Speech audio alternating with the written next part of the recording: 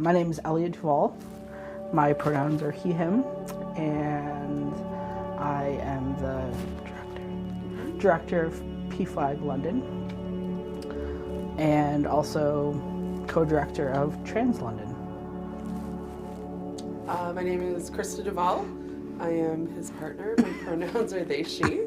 I am the president of pFlag Canada, and I am also the co-founder of the London Career Food Bank. And co-director of... and co-director of Trans pFlag London and Trans London. Whatever we do. We're kind of a package deal. Whatever we do it together. So. Yeah.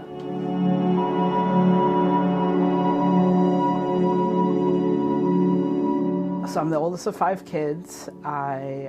It's always been the joke in the family that I was the firstborn son, because that's what my dad used to, like, I played all the sports, I helped my dad do all the mechanics around the house. You know, my dad owned a service station when I was really young, and I would be in the back because I'd steal his tools and working on all of the engines and stuff, and I'd hear my name, I need my wrench back or whatever, and I had to come running, and so the joke was that I was always the firstborn son. Well, joke's on them, suckers.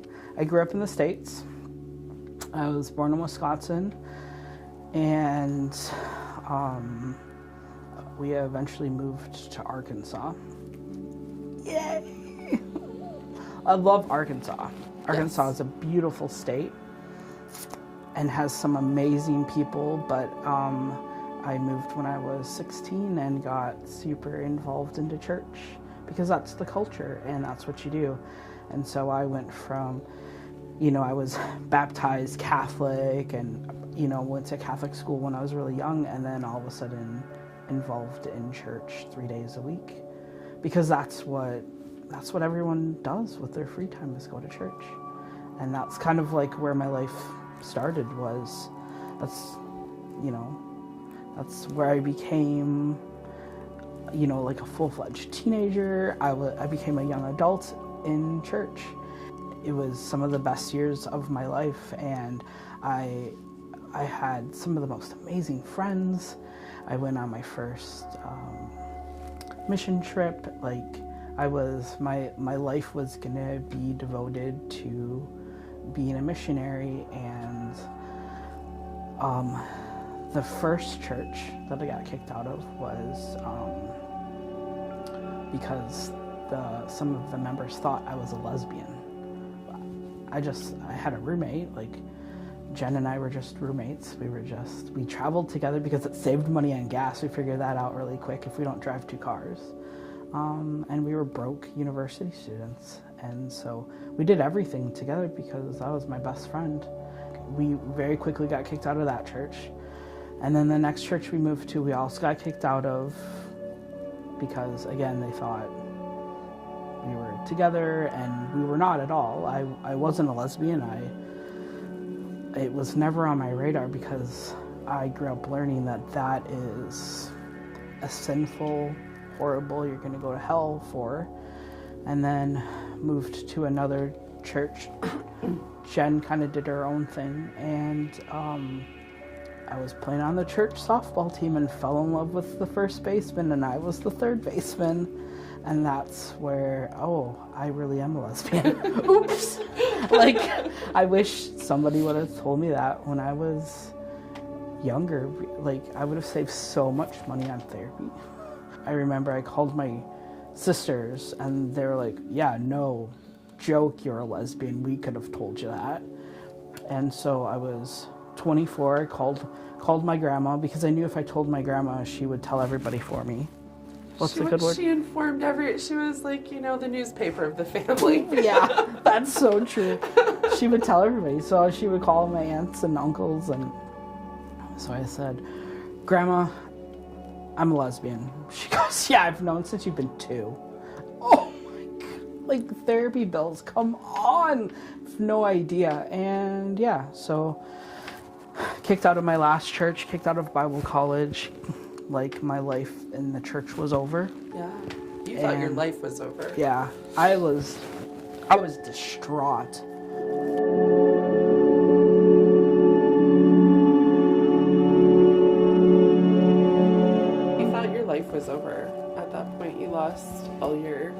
lost your community. Yeah. Like everyone. Everybody, everything. I remember I would walk into Walmart, and all of these kids who I had taught, or I had been part of their lives during children's church, it was like, the way I tell it, was like the parting of the Red Sea. And they would pull their kids away from me. Everyone would be like, hello, hi, hi. And that was it. I had nobody left. My parents were, they were so pissed. Oh my gosh. No one really talked to me after that. I had a couple people who would talk to me, but that was about it. And so my girlfriend at the time and we moved back to Wisconsin, and she's still a good friend of mine. Obviously, we're no longer together, but right? Could you imagine? Up for that. Surprise! I have a girlfriend in Wisconsin, and I'm a secret lesbian. Oh my gosh, no. Yeah, and so my life kind of just was in a bit of a tailspin. I didn't really know what to do with myself, because I had lost everything.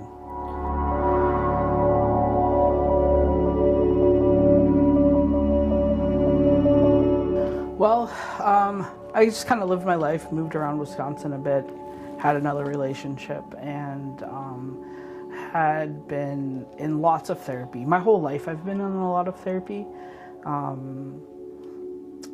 And when I was about 31, yeah, I went to my therapist, and because I had kind of went down the rabbit hole, I had all these feelings of I didn't really understand. I felt I never labeled myself as a butch. I was just myself. I just happened to dress manly, act manly, walk manly, talk manly. He was really cute. I'm not cute anymore. Oh, you're cuter. You say that because you're on camera. And I didn't really understand. I never had a word for it, and I kind of went down a rabbit hole on the internet and found this video. It's called HIR. Here. And I watched this, and I just started crying, and it's a spoken word poem. Thankfully, it's not playing, because otherwise I just automatically start crying. And I took that poem to my therapist on my computer, because I didn't have a smartphone, and I said, watch this. And I was bawling in the middle of a hallway, and that was it. I said, that's it. That's who I am. I'm transgender. As she stands to her feet wanting to say, I'm here. I've been here since I was born. So quit asking me if I'm a him or her. Because when you combine the two pronouns, you get HIR. Here. And that's kind of where that started. And lots of tears and hugs from my therapist. And she said, all right, let's do this. And so we deep dived into it. And she said, you should go on Facebook and see if you can find some groups. And I found this group. What was it called? The Steel Butterflies? Yeah. The Steel Butterflies at the time.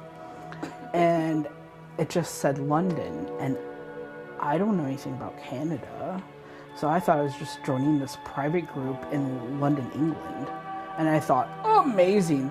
So far away, nobody will ever know. They can't see me. London, Canada.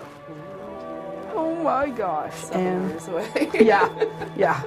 I think 9 hours away. Yeah, 9 hours away. And so that's kind of where that started. And I joined this group and I asked some questions, and somebody responded back as Kim Ann, who ended up being Christa's dad.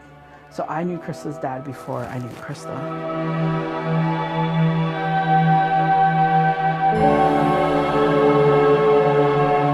So my dad came out 17 years ago as trans and basically knocked on my door and said, hi, we need to talk.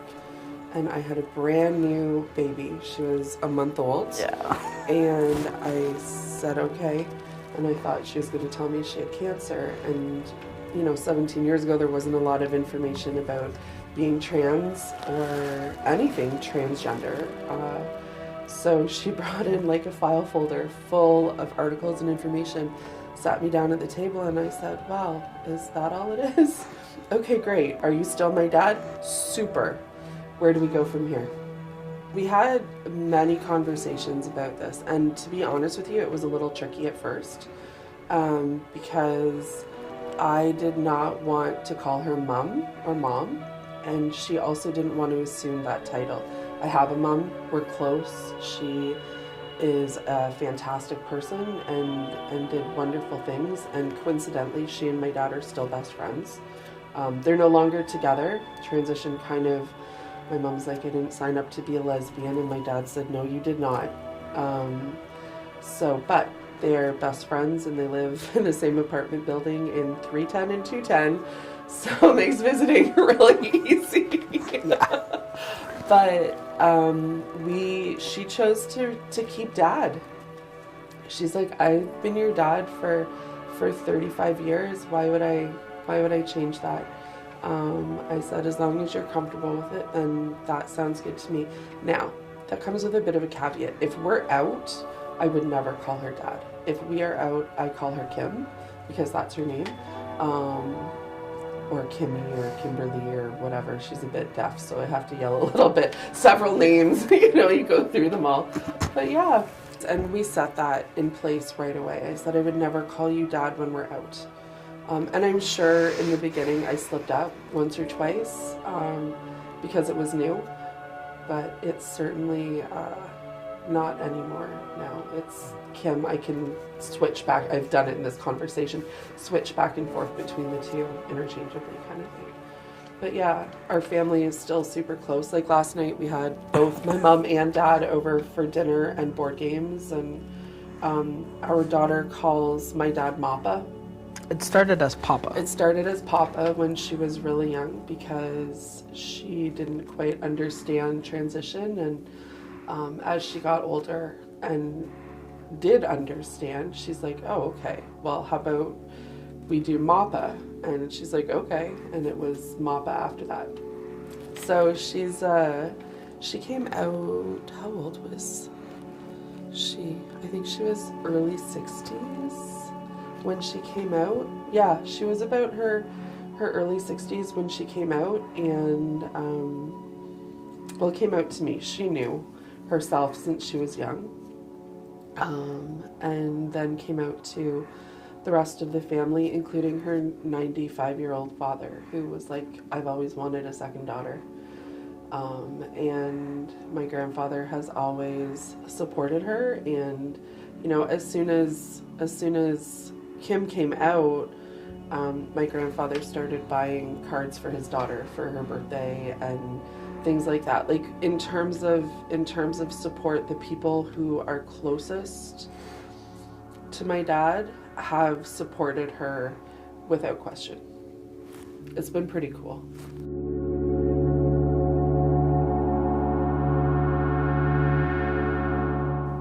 Kim She was able to give you lots of Yep. information. and said, like, this is a safe place. Nobody will ever find you. It's all good. And then I put up, I'm not a reader. I just do not enjoy reading, and about every 10 years I pick up a book and I just want to read something. So this is the first time I wrote on the steel butterfly pages and on the Just Facebook. lurked for a long time. Yeah. Well, I was terrified. I didn't really understand. I was just learning everything, and I said, does anyone have any good book ideas? And then Lemon Pop on Facebook said, oh yeah, you should read The Hunger Games. And then that's it. We started talking and never stopped.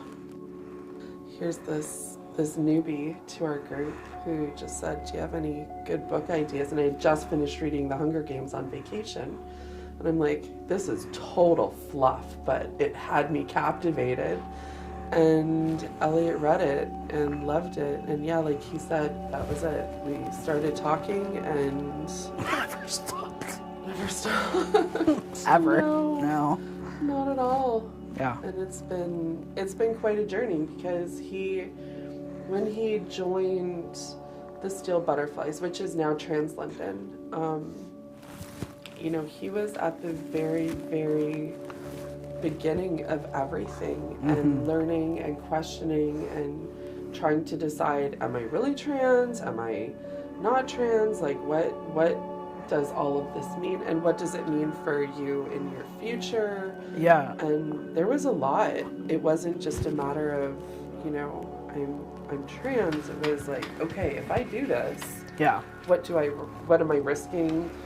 What about my job? What about the people I work with? What about my family? What about my family down south? And so there was a lot of talking before any kind of real relationship, even though I was really smitten pretty quick.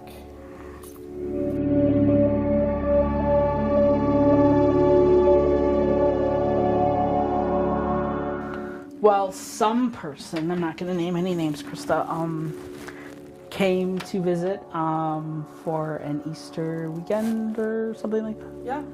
And met at the train station, picked you up. Oh my god. Christa was terrified. Okay, but to be fair, I traveled to a different country to meet a person that I'd only talked with on, well, back then it was Skype. Oh, We didn't have gosh, FaceTime was or that anything back then. horrible, yeah. So, and emailed and text messaged and stuff like that. And yeah, so We shut down Facebook Messenger because we messaged so much. For immigration purposes, so we had to go back and get all of these. And I could only go back like a few days because like it was well over 50,000 messages that we had sent. And then we did that also on Instagram and text messaging. It was ridiculous. it was. We did the long distance thing for 4 years? I don't 3 know. years? 3 or 4 years we did long distance, and there was a lot of train trips for me For going you. to Wisconsin, and Elliot would take the Bus, yeah. from Wisconsin to London. And it was about every 6 to 8 weeks. We would, 1 month or one time I would go and the next time, and then usually every third time our daughter would come with me and I would go down to visit, kind of thing, just so she felt included and whatnot, and started to develop a relationship with Elliot.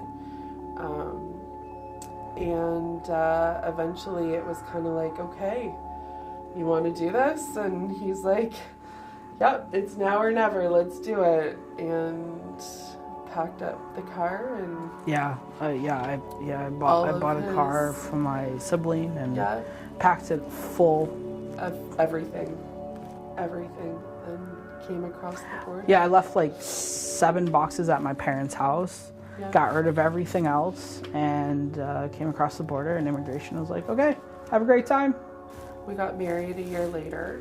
And then immigration said, no, wait a sec. see you later. You have to go back across the border.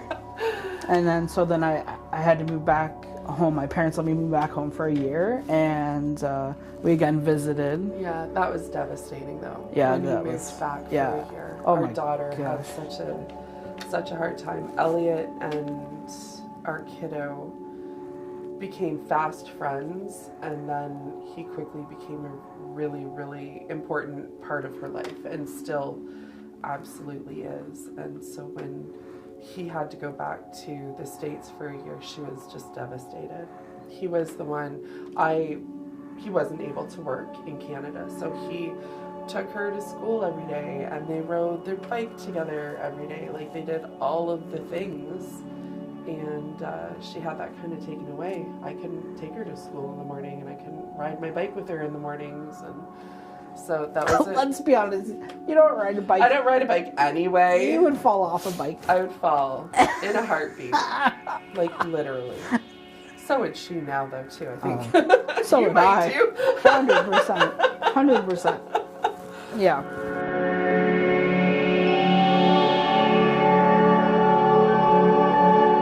I came back, and then immigration was like, okay, never mind. Yeah. You're allowed to be here forever. Have fun. Yeah. And then we went through the immigration process again. Started it. We had to all start from We had to start fresh. the beginning. Yeah. And then, gosh, that was immigration said that they've sped up the process, but I was on the Old system. old system. And it took for freaking ever. How long was it? 3 years? Yeah, about 3 years. Almost 3 years. Yeah, it's a lot of paperwork. Back then, too, like, if you missed a dot on an I... I'm sure it's the same, Yeah. but They're just so strict about things. So our paperwork got sent back a few times, and they don't tell you what you've made a mistake on. yeah, like They just send it back to you. there's a point where you have to do your immigration, and it's the last 10 years or since you've been Yes. 18. All the places you've lived, all the places you've lived, worked, all your siblings' addresses. Your work addresses.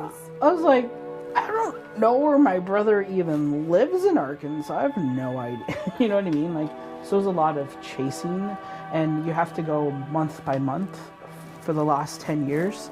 And I remember I would go to the library for hours and hours and just sit there and Google map everything. Be like, oh, I think that's my house address. I don't remember when I lived there. And it was horrible. And that got sent back a couple times. But eventually it got done. Yeah. And all of the money, and then I became a permanent resident, and the second I could work, I tore my Achilles tendon. Yes. I swear. It was But we had OHIP. Oh wait, no, you didn't have No, OHIP not yet. yet. Not yet. Just permanent residency, not OHIP. yeah, That's so, right. Yeah, that was fun. And whatever. But he did get a job after that. And, Oh, yeah.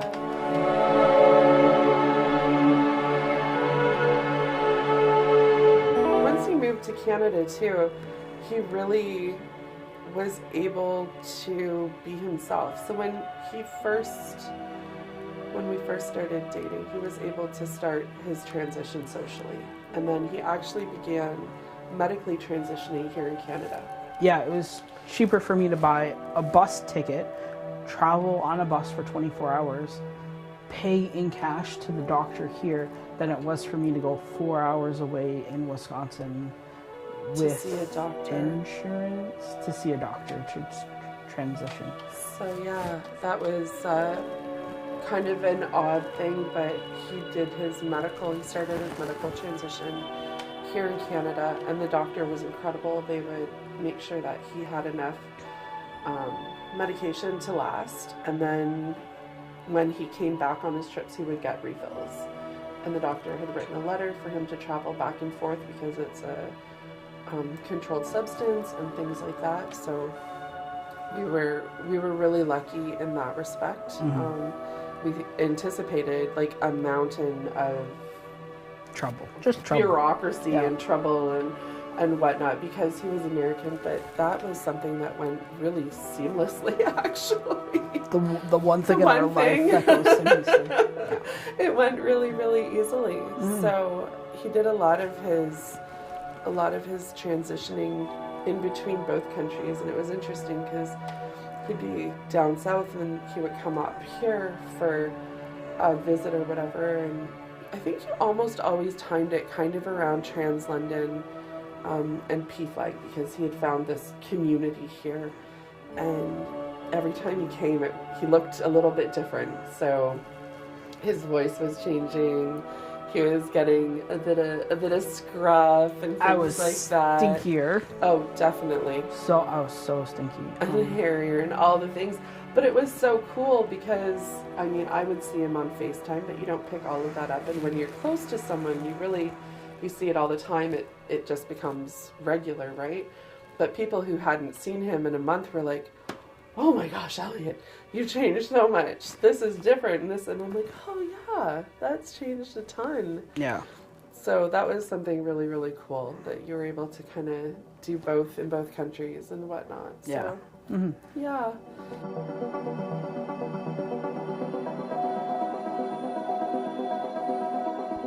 And then eventually my dad stopped doing Steel Butterflies, and it was rebranded as Trans London, and kind of, I don't want to say absorbed by pFlag, but absorbed by pFlag London.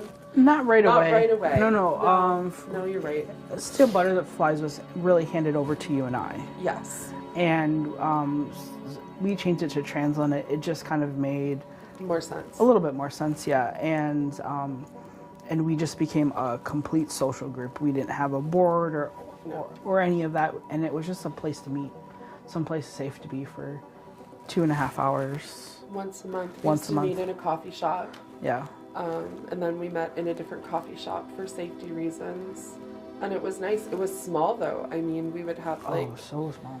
12 people that would show up. And then we started growing and growing. Yeah. And then we were having like 40 people show up every month. And we ended up in another new place to meet because we needed to accommodate all of the wonderful people who were coming every month. And it's just continued to grow and grow and grow, and it's so fantastic. We primarily run it off of Facebook, and we probably have new people joining daily. Yeah, but it's a place for parents and allies, and it's a place for trans folks, new trans folks, old trans folks, everyone in between. It's really developed quite a community, and it's amazing because Elliot is the head of this group kind of thing, and he's there to meet everyone at the door, and they're like, "You're Elliot," and he's like, "Yeah, that's me." You're so dramatic. It does not It's happen. true. Oh, it happened just last week. Oh my god, whatever. It literally just happened. He's so modest. People love him.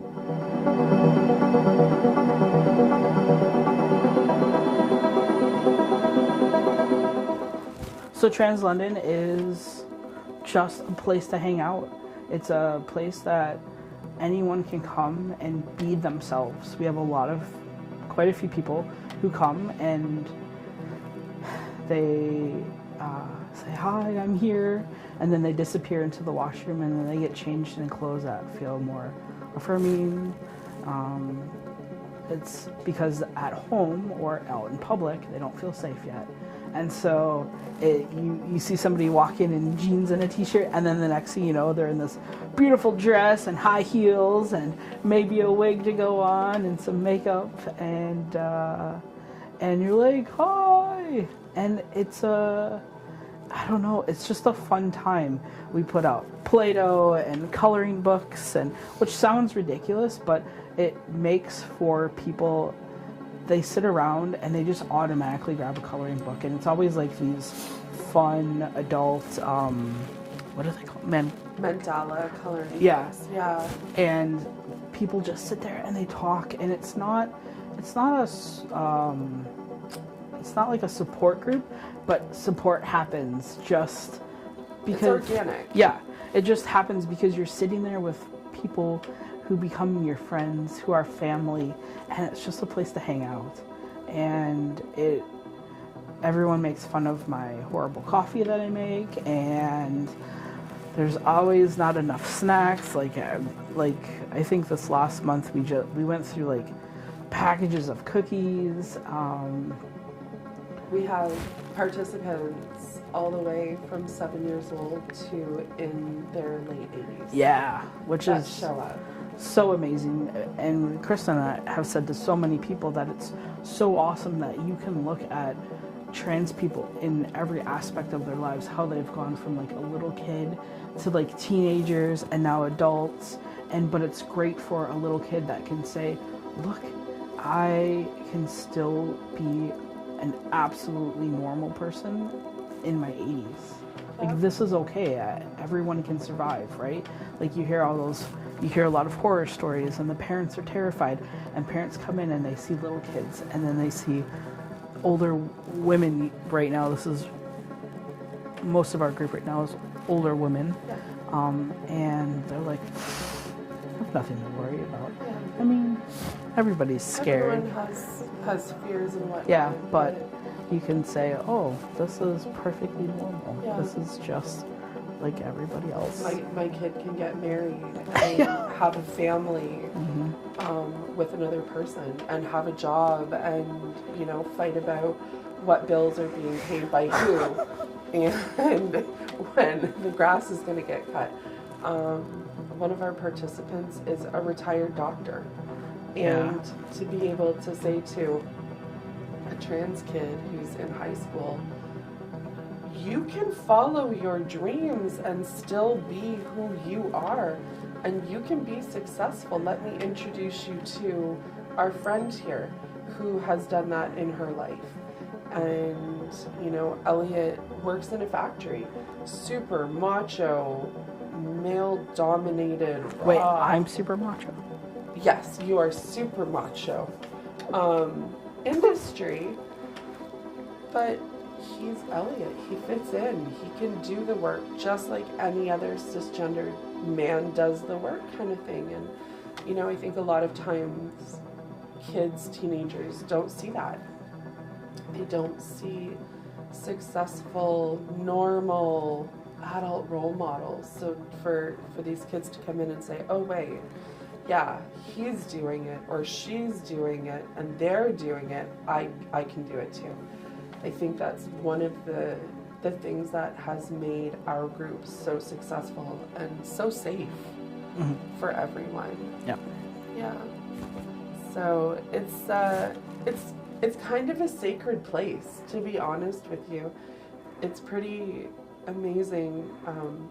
People who are new to the trans community in Trans London, they walk in, and for most of them, it's the first time that they've been in an environment where they're not the minority and where they're not the only trans person in the room. They are walking into a space where they're the majority.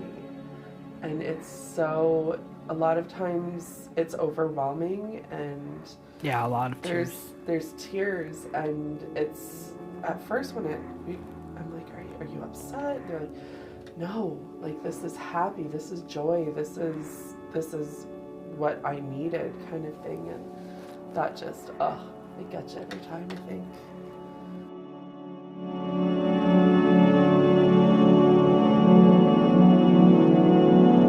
I guess looking at Elliot and his life, and for a lot of folks, you know, you don't have to come out when you're a kid. You can come out at any age. And just because you haven't come out earlier doesn't make your story or your transition any less valid. And I hear so much about, you know, folks coming out and they don't transition medically because of safety issues. And as we know, here in Canada, that's becoming more prevalent. Down south, that's more prevalent. It doesn't invalidate who you are.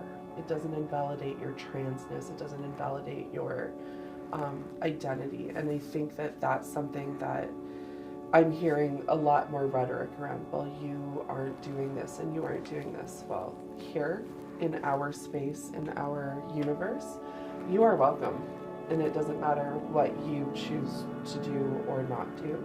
If you say you are who you are, then we are going to love you and open our arms up to you and make sure that you are looked after and cared for. Definitely. Yeah, that sounds great. Just to be yourself. It's so hard. Like, life is hard enough trying to hide who you are, and it's just, life becomes not easier. Life will always be hard, I think, no matter where you are in life. There's always going to be bills to be paid, and whether you have enough money in the bank account or not, I think just being yourself makes it 10 times easier. And people aren't always going to like you, and that's okay. Oh. Whether you're cisgendered or whether you're trans or straight or gay, people don't have to like you. You have to like you. Yeah, at the end of the day, it's you're in your body and you need to be happy. However that works for you. And it doesn't matter what people say. Fuck them. Sorry. I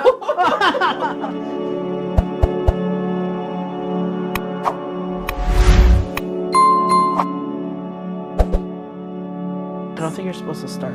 Oh, no, she can edit this part out. She said that. I love Canada. I'm just kidding. Your hand is too hot. It's my story.